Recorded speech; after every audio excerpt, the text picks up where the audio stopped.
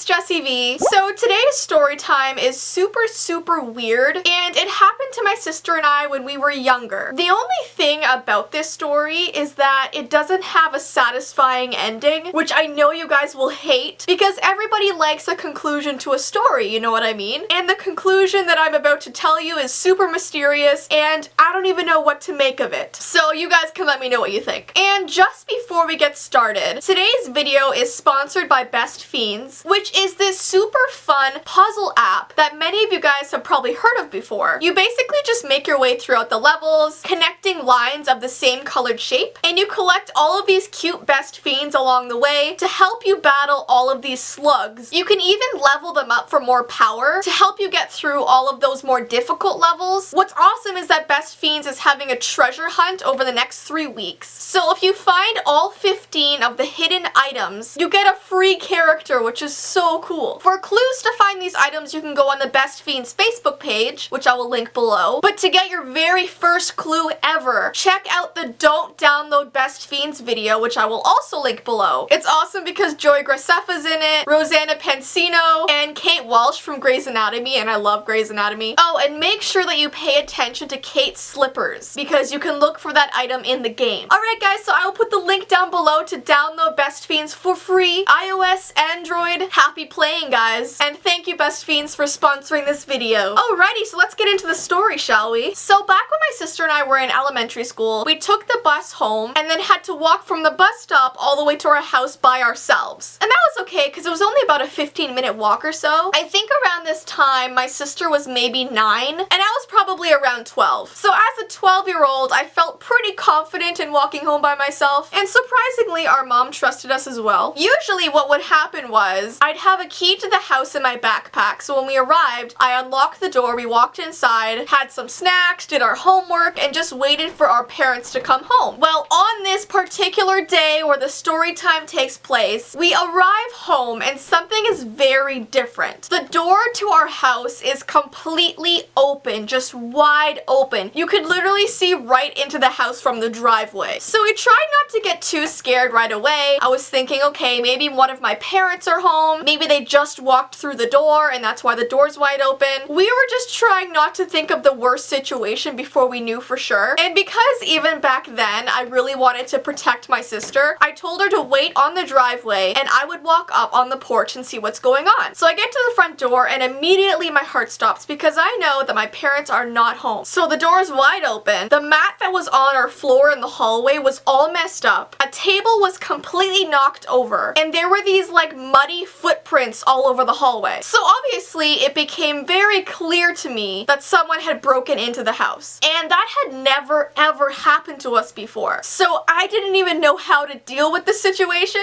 and it's funny because as a 12-year-old I didn't immediately think to call the police. Instead I called my mom first, and oh my goodness, the minute I told her what happened, she started freaking out. She was like, "Get away from the house, get as far away from the house as you can." Like she just wanted us to leave the area just in case the person was still in the house, you know what I mean? Who knows if they would have had a weapon, if they had a group of people with them. Like the whole thing was super dangerous, especially because we were so young as well. So my mom calls the police and she tells us she'll be home in like 20 minutes. And the issue with this is she worked all the way in Mississauga and we were in Brampton. And I know that some of you guys don't know where those places are, but they're about 15-20 minutes apart from each other. So it wasn't like she was around the corner, you know what I mean? And my dad worked like half an hour away, so like both of them were just far from the situation. I forgot to mention as well, this happened in the middle of winter, and winters in Canada are super harsh. So we were basically in the middle of a snowstorm. We were freezing, we just wanted to get inside and get warm, but unfortunately we couldn't get in the house. And literally all of the snow was just going right through the front door, and it was all over the ground. It was horrible. So I was thinking like, okay, do I close the door and then we leave, or do I leave it open? Like I didn't know what to do, so I just closed the door because I didn't want any more snow coming in, you know? But I might have tampered with the crime scene. So our mom told us to go to our neighbor's house because she knew them very well. Our neighbors knew us, they were really nice people, but conveniently, we were knocking on the door for like a good 3 minutes and no one was coming to the door. So we were like, great, we don't know anybody else in this neighborhood. Like the one time this happens, our neighbors aren't home. Like what's the chance of that? So then Mandy has this idea to go to one of her friends' houses in the neighborhood. Now when I say friend, this guy, his name was Jacob, they sat together on the bus. So they weren't best friends, they weren't close friends, they were like bus buddies, but I didn't know his family. I had never met this guy before, I had only seen him around. So I was a bit sketched out that we were gonna go to his house, but like what else were we gonna do? We were in the middle of a snowstorm, we couldn't get into our house, we needed safety, we needed shelter. So we walked about 2 blocks to this guy Jacob's house. We knocked on the door and immediately his mom answers. And she looked so surprised to see us like shivering on her front doorstep, and all we kept saying was, someone broke into our house. There is a robber in our house right now. So then she freaks out and she's like, did you call the police? And we told her that our mom did and everything was cool. So she let us into her house. But the thing is, she was doing renovations on the whole main floor. So the only place we can go was in their basement. But they had other people living in their basement, renting it out. So we did not know these people. So she places us down there and oh my goodness, the people in the basement were so strange. There was one old woman that was a fortune teller who insisted on telling our fortune. And the thing was, when Mandy and I were little, we were always told by our grandparents that fortune telling is evil and it's like the devil's work and it's not good to be around, which I don't necessarily believe now, but like we were just brought up to believe that for some reason. I don't know why. So we were kind of scared of her. She's like, give me your hand, I will read your fortune. and we were like, no, no.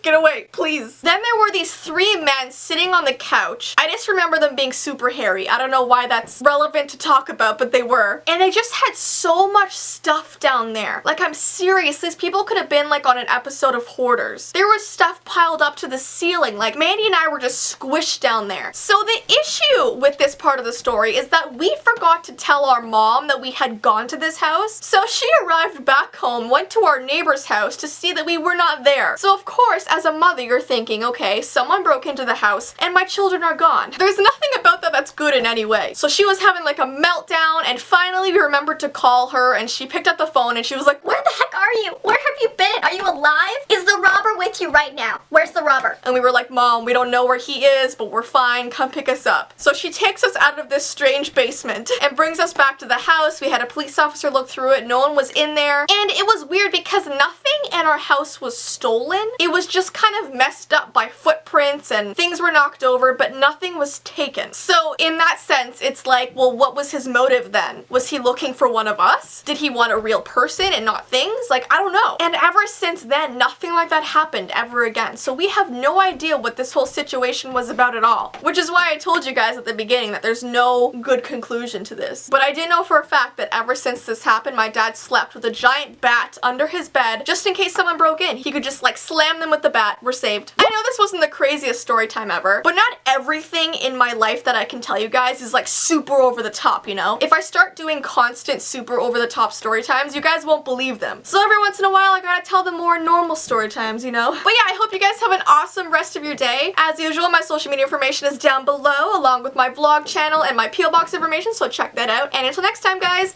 bye!